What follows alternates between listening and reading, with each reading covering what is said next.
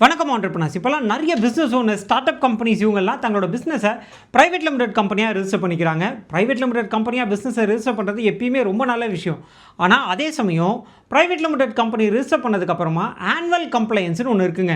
இந்த ஆனுவல் கம்ப்ளைன்ஸை நம்ம பண்ணாமல் விட்டுட்டோம் அப்படின்னா நம்மளுக்கு பெனால்ட்டி வரும், ஃபைன் வரும். சில சமயங்களில் கம்பெனியே ஸ்ட்ரைக் ஆஃப் ஆகிறதுக்கான சான்சஸும் இருக்குது.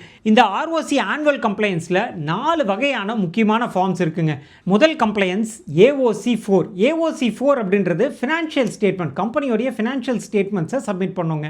கம்பெனியோட ஃபினான்ஷியல் ஸ்டேட்மெண்ட் அப்படின்றப்ப 4 வகையான முக்கியமான ஃபினான்ஷியல் ரெக்கார்ட்ஸ் ஒவ்வொரு கம்பெனியும் ஃபாலோ பண்ணணும். ஒன்று பேலன்ஸ் ஷீட், ரெண்டாவது ப்ராஃபிட் அண்ட் லாஸ் அக்கௌண்ட், மூணாவது கம்பெனியோடைய இன்கம் ஸ்டேட்மெண்ட், நாலாவது கேஷ் ஃப்ளோ ஸ்டேட்மெண்ட். இந்த 4 ஸ்டேட்மெண்ட்ஸையும் உங்களோட ஆடிட்டர் சரிவர பார்த்து ஆடிட் பண்ணி அப்ரூவ் பண்ணதுக்கப்புறமா இந்த AOC4 அப்படின்ற ஃபார்ம் மூலிமா இந்த ஸ்டேட்மெண்ட்ஸை நம்ம ஆர்ஓசிக்கு சப்மிட் பண்ணணும். இதுதான் முதல் கம்ப்ளைன்ஸ்.